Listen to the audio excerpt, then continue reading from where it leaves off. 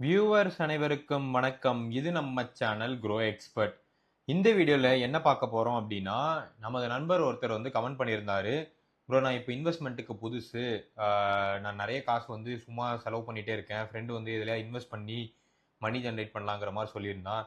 So அதனால ஒரு 20,000 என்கிட்ட இருக்கு. பட் எனக்கு எப்படி பண்ணணும்? என்ன பண்ணணுங்கிற ஐடியாவே இல்ல. இதான் ஃபர்ஸ்ட் டைம் இன்வெஸ்ட்மென்ட்குள்ள வரேன். எனக்கு ஏதாவது சப்போர்ட் பண்ண முடியுமான்னு கேட்டிருந்தாரு. ஸோ அவருக்காண்டி, அவர மாதிரி இருக்கிற நெறைய பேருக்காண்டி தான் இந்த வீடியோவுமே. ஸோ ஃபர்ஸ்ட்டு நீங்க இன்வெஸ்ட் பண்ணலான்னு ஸ்டார்ட் பண்ணீங்க பார்த்தீங்களா, உங்க ஃப்ரெண்டோட அட்வைஸ கேட்டு, அந்த மைண்ட் செட்டுக்கு மிக்க வாழ்த்துக்கள். ஸோ நம்ம க்ரோ எக்ஸ்பர்ட் கம்யூனிட்டியில நீங்களும் ஒரு மெம்பரா ஆயிட்டீங்க. இன்வெஸ்ட் பண்ணலாம்னு நெனச்சீங்கனாலே நீங்க ஒரு மெம்பர் தான். ஸோ நான் இந்த என்டையர் வீடியோவுமே என்ன பெர்ஸ்பெக்டிவ்ல பில்ட் பண்ணியிருக்கேன் அப்டின்னா, நான் இப்போ 2026ல எந்த ஒரு பேக்கிரவுண்டுமே தெரியாம இன்வெஸ்ட்மென்ட் ஸ்டார்ட் பண்றேன். ஒரு 20,000 வச்சு அப்டின்னா, எப்படி என்னோட இன்வெஸ்ட்மென்ட் ஸ்ட்ராட்டஜி இருக்குங்கிறது தான் இந்த என்டையர் வீடியோ மட்டுமே. ஸோ நெறைய பேர் என்ன சொல்லுவாங்கன்னா, எல்லாத்தையும் கொண்டு போய் எஸ்ஐபில போட்டுரு. ஸோ அது உனக்கு காம்பவுண்டிங் ஆயி இத்தன வருஷத்துல உனக்கு அவ்வளோ ஆயிரும், இத்தன வருஷத்துல இவ்வளோ ஆயிருங்கிற மாரி இருக்கும். நம்ம அத பத்தி பேச போறதே கிடையாது. செகண்ட் இம்பார்ட்டன்ட் விஷயம் என்னன்னா, மாடரேட் ரிஸ்க்க மைண்ட்ல வச்சு தான் இந்த என்டையர் இன்வெஸ்ட்மென்ட் ஸ்ட்ராட்டஜியுமே சொல்லப் போறேன். 6 வெல்த் பாஸ்கெட்ல நம்ம இந்த 20,000 ஸ்பிளிட் பண்ணி போடப் போறோம். ஸோ ஆல்மோஸ்ட் ஒரு இயர் முடிவுல 2.4 லேக்ஸ் கிட்ட ஓவரால் நம்ம ஜெனரேட் பண்ணியிருக்கணும். இன்வெஸ்ட்மென்ட் பாயிண்ட் ஆஃப் வியூல மட்டுமே.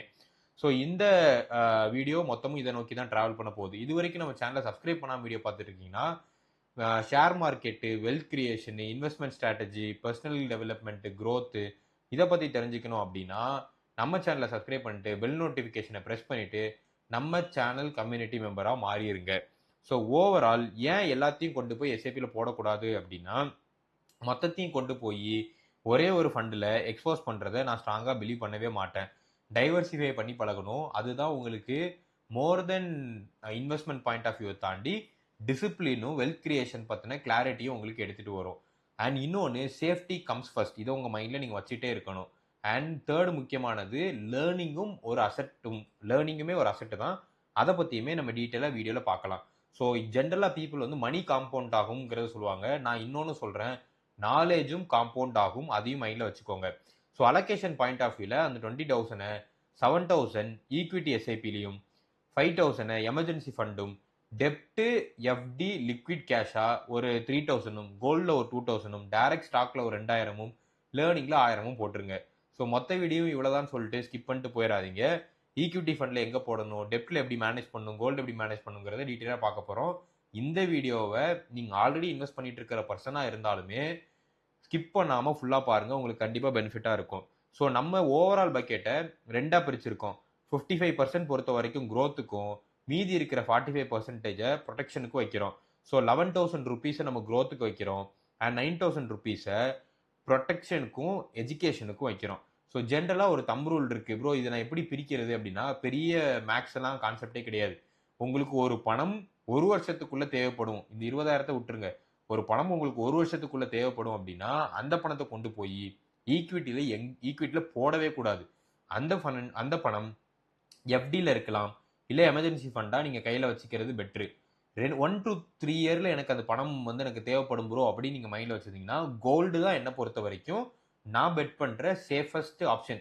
நீங்க எப்போ வேணாலும் கொடுத்துட்டு அப்படியே லிக்விடேட்டா நீங்க காசு எடுத்துக்கலாம்.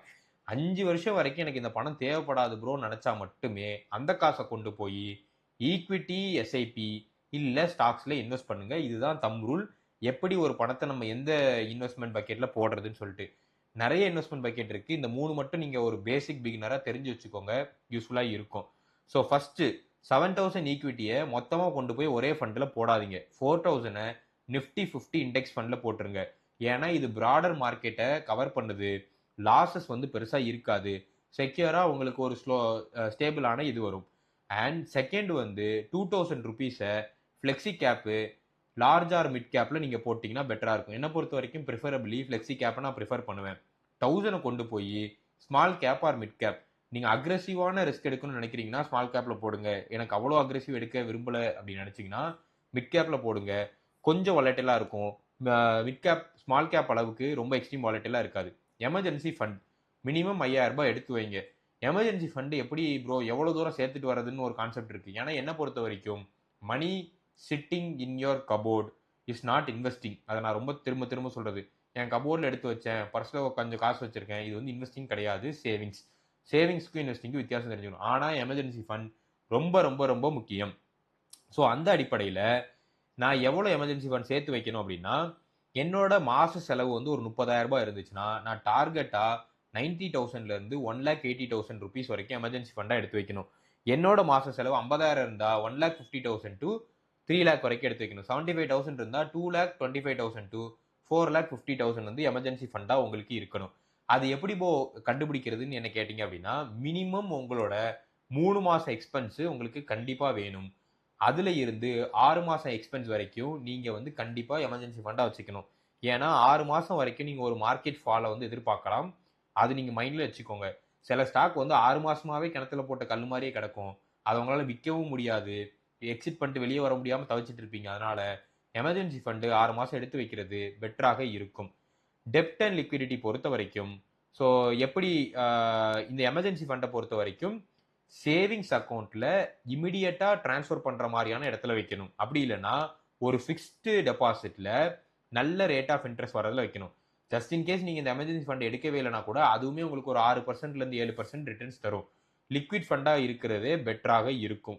ஒரு வீக்குக்கான செலவு, அதாவது அந்த வாரத்துக்கான செலவை லிக்விட் டெபாசிட்ல வச்சுக்கோங்க, அதாவது கேஷா வச்சுக்கோங்க. டெப்ட் அண்ட் லிக்விடிட்டி பொறுத்த வரைக்கும், அதாவது அந்த வாரத்துக்காகிற செலவு பொறுத்த வரைக்கும் 3,000 ரூபாய். அது ஒரு எஃப்டி, ஆர்டி, லிக்விட் ஃபண்டாவோ ஷார்ட் டேர்ம் டியூரேஷன்ல எடுக்கக்கூடிய காசா வைக்கிறது பெட்டராக இருக்கும். கோல்டு ஒரு 2,000 ரூபாய். கோல்டு வந்து நீங்க 3 ஃபார்ம்ல வாங்கலாம். ஒன்னு gold ETF, gold mutual fund, sovereign gold bond. நான் இது போகவுமே டிஜிட்டல் கோல்டு நான் வாங்குறேன். செபி இன்னும் அதை ரெகுலேட் பண்ணல. செபி அதை பேன் பண்ணல. அதோட டிஃபரன்ஸ் புரிஞ்சுக்கோங்க. செபி அதை ரெகுலேட் பண்ணல. ஸோ எனக்கு நம்பகரமான கடையிலையும் ஒரு ஆப்லையும் நான் பிசிக்கல் கோல்டு கொஞ்சம் கொஞ்சமாக சேர்த்துட்டு இருக்கேன். ஏன்னா நான் கோல்டை பிசிக்கலா வாங்கி வைக்கிறதா நான் ப்ரிஃபர் பண்ணுவேன். இல்ல ப்ரோ எனக்கு இந்த மாதிரி காம்ப்ளிகேட் பண்ண விரும்பலன்னா கோல்டு இடிஎஃப் வந்து என்னை பொறுத்த வரைக்கும் ஒரு நல்ல ஹேபிட். நீங்க தாராளமா கொஞ்சம் கொஞ்சமா போட்டு வச்சுக்கோங்க. ஸோ என்னை பொறுத்த வரைக்கும் 5 to 10% of your portfolio weightage வந்து கோல்ட்ல இருக்கிறது பெட்டராக இருக்கும். டைரக்ட் ஸ்டாக்ஸ் பொறுத்த வரைக்கும் 2,000 rupees போட்டு வைங்கன்னு சொல்லுவேன். இதை பொறுத்த வரைக்கும் நிறைய பிசினஸ்ல போட்டு டைவர்சிஃபை பண்றேன்னு சொல்லிட்டு காம்ப்ளிகேட் பண்ணாதீங்க. 1 or 2 stock, quality business, quality stock எடுத்து இன்வெஸ்ட் பண்ணுங்க. நான் இந்த வீடியோல எந்த ஸ்டாக் பண்ணுங்கிற சொல்ல மாட்டேன். ஏன்னா ஸ்டாக் மார்க்கெட் பத்தி நம்ம டீட்டெயிலாக வீடியோ மேக் பண்ணிட்டே போட்டிருக்கோம். அதுல பாத்தீங்கன்னாலே உங்களுக்கு அந்த குவாலிட்டி ஸ்டாக் வந்து 1 or 2 வந்து நீங்க பிக் பண்ணிக்கிறதுக்கு ஈஸியா இருக்கும். பென்னி ஸ்டாக் அவாய்ட் பண்ணுங்க. இன்ட்ராடே ட்ரேடிங் வந்து பண்ணவே கூடாது. டெலிகிராம், வாட்ஸ்அப்ல வந்து இந்த ஸ்டாக் பெருசா பூம் ஆகுது, அது பூம் ஆகுதுங்கிறத பேஸ் பண்ணி ஈவன் நான் சொல்றதை வச்சுமே நீங்க பண்ணாதீங்க. ஏன்னா நானுமே செபி ரெஜிஸ்டர்ட் அட்வைசர் கிடையாது. ஸோ நிறைய பேர் வந்து மணி பாயிண்ட் ஆஃப் வியூலையும் ஸ்டாக்கை வந்து பூஸ்ட் பண்ணுறதுக்காண்டி பண்ணுவாங்க.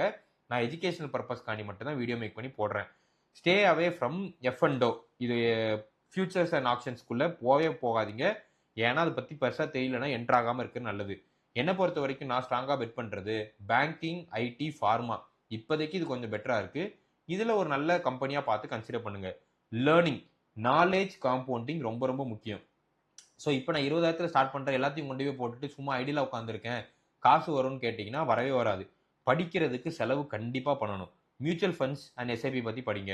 எமர்ஜென்சி ஃபண்ட் அண்ட் இன்சூரன்ஸ் பற்றி படிக்கணும். ஸ்டாக் மார்க்கெட் பேசிக்ஸ் என்னங்கிறத கண்டிப்பாக தெரிஞ்சுக்கணும். அசட் அலோகேஷன் என்னங்கிறத தெரிஞ்சுக்கணும். டாக்ஸேஷன் என்னங்கிறத தெரிஞ்சுக்கணும். ரிட்டைர்மெண்ட் பிளானிங் என்னங்கிறத தெரிஞ்சுக்கணும். இந்த டாப்பிக்கில் உங்களுக்கு ஏதாவது ஸ்பெசிஃபிக்காக டாபிக்ஸ் தெரிஞ்சுக்கணும், like retirement planning, mutual funds, இந்த மாதிரினா அந்த பர்டிகுலர் டாப்பிக்கை கமெண்ட் பண்ணுங்க, நான் வீடியோ மேக் பண்ணி போடுறேன். பட் ஒரு 1,000 rupees ஆச்சும் எனக்கு ஸ்பெண்ட் பண்ணுறதை பற்றி சொல்ல ஒரு நல்ல புக் வாங்கி படிக்கிறதோ, நல்ல கோர்ஸ் எடுத்து படிக்கிறதுக்கோ ஸ்பெண்ட் பண்ணுங்க. இது உங்கள் மைண்ட் செட்டை கம்ப்ளீட்டாக மாற்றிடும். Wealth creation is not about saving money or investing money, it's about investing in yourself. இதை தான் நான் ரொம்ப ஸ்ட்ராங்காக பிலீவ் பண்ணுறேன். இந்த ஸ்ட்ராட்டஜி நீங்கள் ஃபாலோ பண்ணிகிட்டே இருந்தீங்க அப்படின்னா ஆல்மோஸ்ட் 1 to 2 monthsல 60,000 ரூபாய் கிட்ட நீங்கள் டிப்ளாய் பண்ணியிருந்திருப்பீங்க. எஸ்ஐபியில் 21, எமர்ஜென்சி ஃபண்டா 15, லிக்விட் டெப்ட் அண்ட் லிக்விடிட்டியில் 9,000, கோல்டில் ஒரு 6,000, ஸ்டாக்கோட லேர்னிங் பாயிண்ட் ஆஃப் வியூவில் ஒரு 6,000, ஃபினான்ஷியல் எஜுகேஷனில் ஒரு 3,000 கிட்ட நீங்கள் போட்டிருப்பீங்க.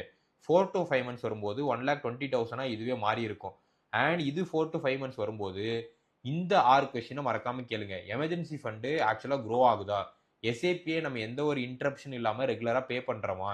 அன்னெசரியா ஒரு ஸ்டாக் எடுத்து இந்த பக்கெட்லேருந்து அங்கே போடுறேன், இங்கே போடுறேங்கிற மாதிரி அங்கங்கே உழப்பாமல் இருக்கமா?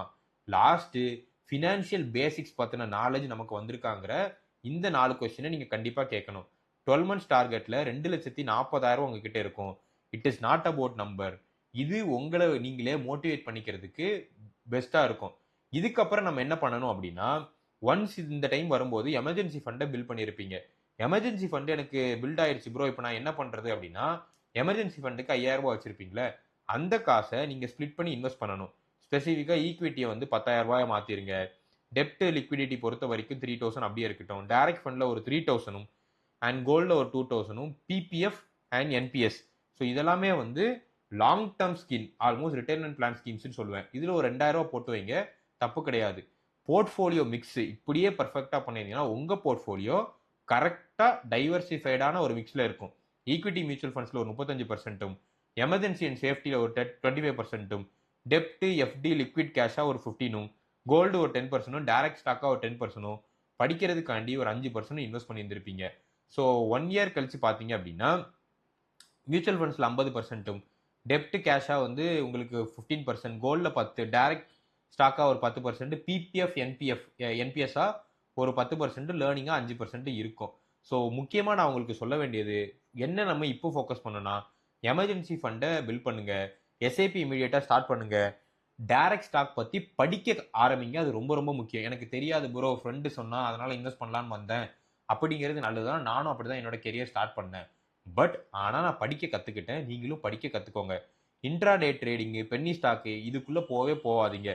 மந்த்லி உங்களுக்கு ஆகுற செலவை என்னங்கிறத ட்ராக் பண்ணுங்க. ஓட்ட குடத்தை நீங்க நிரப்பவே முடியாது. ஸோ அதனால எக்ஸ்பென்ஸை ப்ராப்பரா ட்ராக் பண்ணி கட் பண்ணுங்க. அது உங்களுக்கு ரொம்பவே முக்கியமா இருக்கும். 6 மாசத்துக்கு ஒரு தடவை மட்டும் உங்க போர்ட்ஃபோலியோ செக் பண்ணுங்க. டெய்லி போயிட்டு ஸ்க்ரால் பண்ணி பார்த்துட்டே இருக்காதீங்க. 1 இயர் கழிச்சு நம்ம அவாய்ட் இன் 1 year Instagram, YouTube, Telegram, WhatsApp பார்த்து இன்வெஸ்ட் பண்றத விட்டுருங்க. போர்ட்ஃபோலியோ ஒவ்வொரு நாளைக்கும் நீங்க பார்க்கக்கூடாது. லோன் வந்து நீங்க இன்வெஸ்ட் பண்ண காசுக்கு அகைன்ஸ்டா எடுக்கவே கூடாது. எமர்ஜென்சி மணியை கொண்டு வந்து ஈக்விட்டியில போடவே கூடாது. எமர்ஜென்சி மணியை எமர்ஜென்சிக்கு மட்டும் தான் வச்சுக்கணும். மாச செலவுக்கும் நீங்க யூஸ் பண்ணவே கூடாது.